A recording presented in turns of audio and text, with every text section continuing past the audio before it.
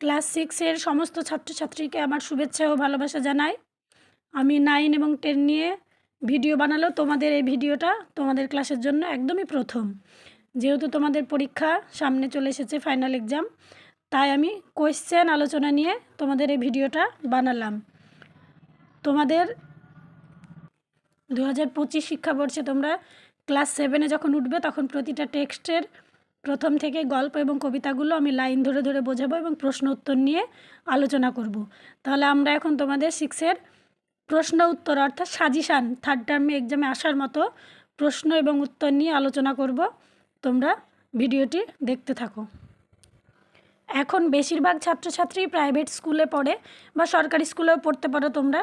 তো যে স্কুলে পড়ো না কেন, বিভিন্ন স্কুলের সিলেবাস ভাগটা বিভিন্ন রকমের হয়ে থাকে। তো আমি যে সিলেবাস ভাগে পড়াচ্ছি সেটা তোমরা দেখবে, তোমাদের সিলেবাসের সঙ্গে মিলতেও পারে। তাহলে দেখো, আমি এখানে যে একটা কোয়েশ্চেন নিয়েছি সেটা প্রথমে আছে সঠিক উত্তর বেছে নিয়ে লেখো, মাল্টিপল টাইপ কোয়েশ্চেন। ছোট্ট হলুদ বাঘের বাসা ছিল প্রথমে কোথায়? গভীর জঙ্গলে, পাখিরালয়ে, সুন্দরবনে, সজনে খোলায়।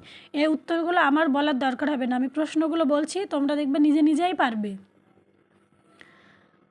কেন গো মাতর ধুলায় চরণ, আসন, বসন, অসন।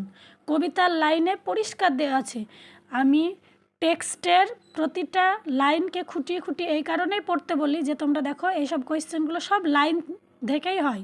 তো তোমরা যদি কবিতাটা পড়ে থাকো তাহলেই বুঝতে পারবে। অমর বিপ্লবী যতীন দাসের প্রয়াণ ঘটে কত সালে?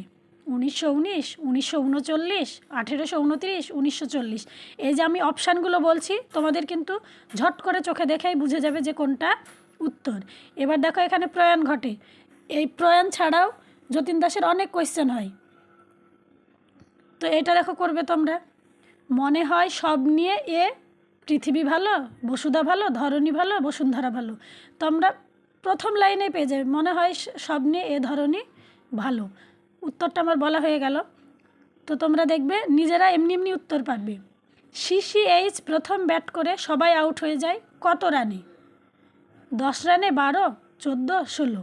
এটাও একদম ননিদা নট আউটের লাইনে দেখবে তোমাদের আছে। এই যে ব্যাকরণ কোয়েশ্চেন দেখো, শব্দের সঙ্গে বিভক্তি যোগ হলে তাকে বলা হয় কি? পদ, কারক, বিভক্তি, অনুসর্গ। শব্দের সঙ্গে বিভক্তি যোগ হলে, তোমরা বাক্য পড়েছ, বাক্যের এক একটি অংশকে পদ বলে। এবার পদ কাকে বলে? শব্দের সঙ্গে বিভক্তি যোগ হলে পদ বলে। তাহলে এটার উত্তর কী হবে? পদ। ব্যাকরণের কোয়েশ্চেন বলে আমার বলা হয়ে গেল। প্রাণ দিয়েছেন যিনি, আহার দিবেন তিনি। গঠনগতভাবে বাক্যটি, আমি এবার আর উত্তর বলছি না, আমি সব প্রশ্নগুলোই বলবো, তোমরা আমাকে কমান্ডে যে যেটা পারবে না সেটা আমাকে জানতে চাইবে।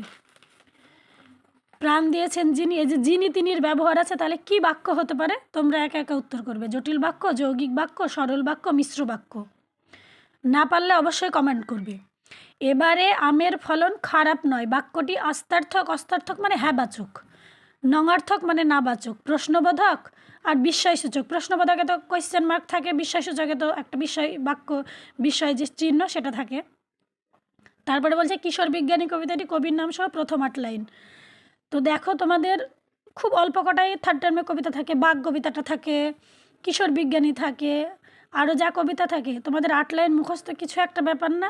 তোমরা পারলে গোটা কবিতাটাই মুখস্থ রাখবে, তাহলে যে কোনো লাইন থেকে শূন্য স্থান হোক, মাল্টিপল টাইপ হোক, যা কিছু কোয়েশ্চেন আসুক না কেন তোমাদের খুব ভালো হবে। তাই কবিতা মুখস্থ করে নেবে, আর প্রথম 8 লাইন কবির নাম সহ তোমরা মুখস্থ করে রাখবে।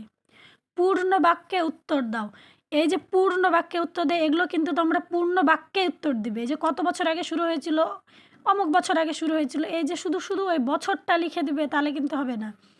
পুরো বাক্যে উত্তর দেবে যে রূপলী সংঘের সঙ্গে সিসিএইচের হাড্ডাহাড্ডি শুরু কত বছর আগে হয়েছিল। বৃদ্ধ এখন, কে এখন বৃদ্ধ? এটা একটা কবিতার লাইন তুলে দিয়েছে যে বৃদ্ধ এখন। তো এই বৃদ্ধটি কে? তোমরা উত্তর কিভাবে লেখো আমি জানি না, তবে আমি বলছি এভাবে লিখবে যে অমুকের লেখা অমক গল্পে বৃদ্ধ হলো অমক। এই যে উত্তর, এইভাবে তোমরা পূর্ণ বাক্যে সুন্দর করে লিখবে। কবিতাটা কোন কবিতা, কবিকে, এক লাইনের মধ্যেই কিন্তু হয়ে গেল, এর লেখা এই কবিতায় বৃদ্ধ হলো এইভাবে উত্তরটা লিখবে। প্রশান্ত একটু ক্ষুণ্ণ মনে বসে আছে, প্রশান্তের পরিচয় দাও। এটাও তাই, কোন গল্পের প্রশান্ত? সে লেখককে, তাহলে অমুকের লেখা এই গল্পের প্রশান্ত হলো এইভাবে উত্তর দিবে। সহোদর কথার অর্থ কী? সহোদর শব্দের অর্থ কী? সহোদর, দেখো এটা নজরুল ইসলামের লেখা কবিতার। একই উদরে জাত। যতীন দাসের ছদ্মনাম কি? যতীন দাস, শহীদ যতীন দাস, তার ছদ্মনাম কি? গান্ধার হতে জলধি পর্যন্ত কীর্তি রচনা করেছিলেন। এখানে কার কথা বলা হয়েছে? এটাও কবিতার লাইন, যে গান্ধার থেকে জলধি পর্যন্ত কীর্তি কে রচনা করেছিলেন, এটা কবিতাতে উত্তর আছে। বাঘ, বাঘ কবিতায় বাঘছানার দুঃখের কারণ কি? আবারও বলছি, তোমরা যদি কোনো প্রশ্নের উত্তর না পেরে থাকো আমাকে সঙ্গে সঙ্গে কমেন্ট করবে, আমি যত তাড়াতাড়ি সম্ভব তোমাদেরকে উত্তর দিয়ে দেবো। আমি মোকদ্দমার রায় দেব, বক্তাকে কিসের মোকদ্দমা? এইটা কি থেকে নেওয়া হয়েছে যে আমি মোকদ্দমার রায় দেব বক্তাকে? তোমাদের আর একটা বই আছে, সহায়ক গ্রন্থ আছে দেখবে, সেই গ্রন্থ থেকে এটা নেওয়া হয়েছে। একটি যৌগিক বাক্যের উদাহরণ দাও। তোমাদের যে বাক্যের শ্রেণী বিভাগ আছে, যৌগিক বাক্য, জটিল বাক্য, সরল বাক্য, তো এখান থেকে একটা যৌগিক বাক্যের উদাহরণ দিবে। নির্দেশক বাক্য কাকে বলে? বাক্যের দেখবে দুটো ভাগ আছে, একটা গঠনগত আর একটা অর্থগত। তো এই অর্থগত দেখবে, অর্থগতর একটা ভাগ হচ্ছে নির্দেশক বাক্য, সেটা কাকে বলে তোমরা সংজ্ঞা মুখস্থ করবে বা পড়বে। যদি না পড়ো, পরে আমি ব্যাকরণ ক্লাসে এসে তোমাদেরকে বাক্য শ্রেণী বিভাগটা বুঝিয়ে দেবো। তারপরে দেখো শূন্যস্থান পূরণ করো। শূন্যস্থান পূরণ কোনো ব্যাপারই না, প্রতিটা টেক্সট থেকে জাস্ট টেক্সটের লাইনগুলো তুলে দেয়, মাঝে একটাখানা ফাঁকা রেখে দেয় যে ওখানে কী হবে। কেন ড্যাশটা কেবল পাখি দিয়েই ঠাসা, বাঘ কবিতা থেকে নেওয়া হয়েছে, করবে। ধন্য আমরা যদি এই শিরায় থাকে তাদের রক্তলেশ, এই যে আবার বলা হয়ে গেল। পাঞ্জাব কেশরী বলা হয় ড্যাশকে, কাকে পাঞ্জাব কেশরী বলা হয়? দেখবে ওই যতীন দাসেই আছে, ড্যাশ আর ড্যাশ মোরা দুই সহোদর ভাই, একদম জলের মতো সহজ, তুমি দেখবে। কুলে কুলে দেখা যায় শ্যামল ধরণী, ধরাতল কবিতা থেকে নেওয়া হয়েছে। ড্যাশ গেটের সামনে দাঁড়িয়ে ভাবলো যাক ফিরে যায়, কিসের গেটের সামনে? স্কুলের। মোনাদা এ খেলায় ড্যাশ ছিলেন, বইয়ের লাইন। 5 দেখো নিচের প্রশ্নগুলি অতি সংক্ষেপে উত্তর দাও। এটা দেখো এখানে 2 মার্ক আছে, তো 2 মার্কের কোয়েশ্চেনে অবশ্যই 1 মার্কের কোয়েশ্চেনেও, এই যে এখানে 1 মার্কের কোয়েশ্চেনেও আমি বলেছিলাম যে সেই গল্পটার নাম বা কবিতার নাম বা লেখকের নাম দিতে, এখানে যদি না দাও নম্বর কাটা যাবে না, কিন্তু এখানে তোমরা অবশ্যই দিবে, এই যে 2 মার্কের কোয়েশ্চেনে অবশ্যই দিবে। বোলিং ফ্রিজে পৌঁছাবার আগে বিষ্টু কী কাণ্ড করেছিল, এই যে বিষ্টুর কাণ্ডটা পুরোটা লিখতে হবে, যে ও দৌড়ে কোন দিকে গেছিলো, আবার কীভাবে দৌড়াচ্ছিল, সেগুলো পুরোটা লিখতে হবে। সুধীরবাবুর একটি মুদ্রা দোষ, কী সে মুদ্রা দোষ? তোমরা আগে সুধীরবাবুর এক লাইনে সুধীরবাবুর পরিচয়টা দিয়ে দেবে, তারপরে তার মুদ্রা দোষটা প্যারা চেঞ্জ করে সঠিক উত্তরটা লিখবে। কোথা থেকে নেওয়া হয়েছে এবং লেখকের নাম কি, ওটাতেই সুধীরবাবুর পরিচয়টা দিয়ে দেবে, যে এই এর লেখা এই গল্পে সুধীরবাবু বলেন এই, দিয়ে প্যারা চেঞ্জ করে তারপরে মুদ্রা দোষটা কি সেইটা লিখবে, তাহলে 2-এ একদম 2 পাওয়া যাবে। ধরাতল কবিতায় কবি কাদের কেন ভাই বোনের সঙ্গে তুলনা করেছেন? আমাদের হীনদশা এই তাই, আমাদের এই হীনদশার কারণ কি? প্রতিটাই তাই, 1 লাইন হলেও প্যারা চেঞ্জ করে লিখবে। হজবরলা বইটি কার লেখা? কাকেশ্বরের মতে কচুরি কয় প্রকার? ওইদিকে একটা হজবরলা থেকে পেয়েছিলাম, আর এখানেও দেখো এটা 2 মার্কের। বাক্য নির্মাণের শর্ত ও কি কি? বাক্য নির্মাণের 3টে শর্ত তো লিখবে নাম, এবং 3টে শর্তের নাম লিখে প্রতিটা শর্তের একটা করে উদাহরণও দিয়ে দেবে, এখানে উদাহরণের কথা বলেনি, তবু একটা করে উদাহরণ দিয়ে দিলে খুব ভালো হয়। বাক্য নির্মাণের যোগ্যতা শর্তটি একটি বাক্য লিখে আলোচনা করো, তাহলে ওই 3টে যোগ্যতার একটা যোগ্যতা, যেটা এই 3টে শর্তের একটা শর্ত যোগ্যতা, ওই যোগ্যতা আগে কাকে বলে লিখবে, যোগ্যতা শব্দের অর্থ কী লিখবে, লেখার পরে একটা বাক্য দিয়ে কেন ওইটা যোগ্যতা দোষে দুষ্ট সেটা লিখবে। সন্ধি বিচ্ছেদ, কান্না বৃষ্টি, সমুচ্চারিত ভিন্নার্থক শব্দগুলির অর্থ লেখো। দন্তে সকলা তালবা সকলা, বাড়ি আর বাড়ি পদ পরিবর্তন, দুঃখ, রং, মন, পেট। বারবারই বলছি ভিডিওতে যে তোমরা যদি উত্তর না পারো সঙ্গে সঙ্গে আমাকে কমেন্টে লিখবে, আমি উত্তর লিখে দেবো। অর্থ লিখে মূল শব্দ দিয়ে বাক্য রচনা, এই যে এইটা একটা ব্যাপার আছে যে অর্থ লিখে মূল শব্দ দিয়ে বাক্য রচনা, অনেকেই আছে নকশা মানে লিখবে, সেই মানেটাকে দিয়ে বাক্য রচনা শুরু করে দেবে। কিন্তু এখানে বলেই দিয়েছে যে অর্থ লেখো, লিখে কি করতে হবে, যে মূল শব্দ এটাই, কিন্তু এইটা দিয়ে বাক্য রচনা করতে হবে। কি বলতে চেয়েছি নিশ্চয়ই বুঝতে পেরেছো, যে নকশা শব্দের অর্থ লিখবে মানচিত্র, লেখার পরে নকশা শব্দটা দিয়ে বাক্য রচনা লিখবে। শ্যামল, বিবাদ, ডেরা। সমার্থক শব্দ, সমার্থক শব্দ এখানে দেখো ধরা, নদী, আকাশ, মা। মিনিমাম 2টো করে সমার্থক শব্দ লিখো, না পারলে একটা করে লিখলেও নম্বর কাটা যাবে না। বিপরীত শব্দ অমৃত, প্রশংসা, উদয়, অন্ধকার। এই কোয়েশ্চেনগুলো যে তোমাদের সবই যে অনুশীলনীতে থাকবে বইয়ের, এগুলো কিন্তু সব অনুশীলনীতে না থাকতেও পারে। প্রতিটা টেক্সটের প্রতিটা লাইন থেকে যে কোনো শব্দের বিপরীত শব্দ আসতে পারে, যে কোনো শব্দের সমার্থক আসতে পারে, তাই আমরা লাইনগুলোকে ফলো করব। তাহলে এই অমৃত মানে যদি আমরা না জানি, তাহলে বিপরীত শব্দ আমরা লিখতে অনেক সময় পারি না। অমৃত থেকে অনেক স্টুডেন্ট, আমার পরিচিত অনেক স্টুডেন্ট, তারা অমৃত থেকে মৃত লিখে দেয়, কিন্তু অমৃত মানে কি আর তার বিপরীতটা কি? অমৃত মানে যা খেলে মানুষ মরে না, তাহলে কি খেলে মানুষ মরে যায়? গরল, গরল মানে বিষ। তাহলে এইভাবে তোমরা বুঝে বুঝে লিখবে। নিচের প্রশ্নগুলোর সংক্ষেপে উত্তর দাও। এই যে 3 মার্কের কোয়েশ্চেন, 3 মার্কের মানে সংক্ষিপ্ত কোয়েশ্চেন, আর এই 5 মার্কের মানে রচনাধর্মী কোয়েশ্চেন। তো 3 মার্কের কোয়েশ্চেনে অবশ্যই প্রথমে উৎস লিখবে।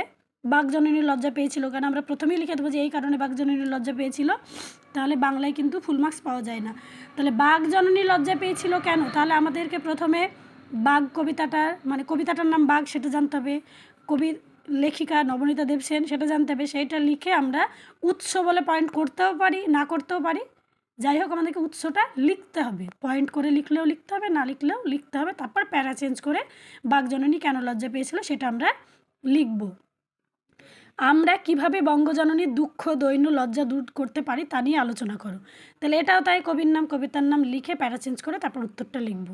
কেন্দ্রীয় ব্যবস্থাপক সভার অধিবেশনে কি ঘটেছিল, তাহলে ওই যতীন দাসের ওইটা কাল লেখা, সেটা লেখার পরে কেন্দ্রীয় ব্যবস্থাপক সভার অধিবেশন কোথায় বসেছিল, কবে বসেছিল, তারপর সেখানে কি ঘটনা ঘটেছিল। তাহলে আমাদের কবে বসেছিল সেটাও মেনশন করতে হবে, ওখানে কি কারণে বসেছিল সেটা লিখে তারপর কি ঘটনাটা ঘটেছিল সেটা আমাদেরকে লিখতে হবে। উধো আর বুধোর কীর্তিকলাপ নিজের ভাষায় লেখো। তাহলে এটাও তাই, সে হজবরলা থেকে, তাহলে হজবরলার সে উধো আর বুধো সেটা আমাদেরকে আগে ওই সহায়ক গ্রন্থ হজবরলা তার লেখক সেটা লিখে তারপর উধো বুধোর কীর্তিটা লিখতে হবে। তারপর দেখো 5 মার্কের 2টো, তবেই রচনায় সাহিত্যিক মূল্য আসবে। যেহেতু এভাবে লাইন তুলে কোয়েশ্চেন আসলে তোমরা কি করবে বলো তো, যে আলোচ্য লাইনটি বা প্রশ্নধৃত লাইনটি এর লেখা এই গল্পের অংশ, তারপর লিখতে হবে যে সুধীরবাবুর মতে কিভাবে একটি রচনা সাহিত্যিক মূল্য। এই যে একটা কোয়েশ্চেন, কিন্তু এটা এক প্যারাতে লিখলেই হবে না, প্যারা চেঞ্জ করে লিখে তারপর আবার লাস্ট প্যারা উপসংহার লিখতে হবে। তাহলে উৎস, মূল উত্তরটাকে 2টো প্যারায় ভাগ করে লিখবে, তারপরে আবার উপসংহারে এই কারণে এই সেটা কিভাবে সাহিত্যিক মূল্য আসবে সেটা নিয়ে আলোচনা করবে। যতীন দাসের পিতা মিউনিসিপ্যাল কর্পোরেশনের স্থায়ী চাকরিতে ইস্তফা দিয়েছিলেন কেন, তাহলে যতীন দাস কাল লেখা, তার পিতার নাম কি ছিল, চাকরিতে কি চাকরি করতো, ইস্তফা কেন দিয়েছিল লিখে তারপর প্যারা চেঞ্জ করে ফল হিসেবে কি ঘটেছিল, তারপরে 1 লাইন উপসংহার লিখবে। তারপরে দেখো দিনলিপি, যেটাকে আমরা ডায়েরি বলি, দিনলিপি অর্থাৎ ডায়েরি। 5ই সেপ্টেম্বর অর্থাৎ শিক্ষক দিবস কেমন কাটলো তা দিনলিপির আকারে লেখো। দিনলিপি লেখার একটা নিয়ম আছে, নিশ্চয়ই তোমরা এতদিনে শেষের দিক পরীক্ষার সময় তোমরা নিশ্চয়ই জেনে গেছো ক্লাস করে যে দিনলিপি কিভাবে লিখতে হয়। তাহলে সেই দিন যেন ঘটনাটা লিখছো সেইভাবেই তোমরা লিখবে, যে 5ই সেপ্টেম্বর সেদিন তোমাদের কী বার পড়েছিল, কত তারিখ, কত সাল, সেটা লেখার পরে নিজের ডায়েরি নিজে লিখবে, যে আমি এই দিন সকালবেলায় ঘুম থেকে উঠলাম, বা এই যা করেছো, স্কুলে গেলে স্কুলে গিয়ে কী করলে, সেইটা সেই দিন রাত্রে বসে লেখা, সেইভাবে তোমরা লিখবে। যে কোনো একটি বিষয়ে অনুচ্ছেদ রচনা দেখো 5 মার্ক। অনুচ্ছেদ রচনায় আমরা যদি পয়েন্ট না করি তবুও হয়, কিন্তু পয়েন্ট করে লিখলে বেশি ভালো হয়। তো ঋতুরাজ বসন্ত, স্বামী বিবেকানন্দ। তো রচনা তোমরা কেমন মুখস্থ করেছো জানি না, রচনা নিয়ে আমি অন্য একদিন আলোচনা করব। তো আজকে তোমাদেরকে আমি একটা কোয়েশ্চেন দেখালাম যে কোনো একটা সালের।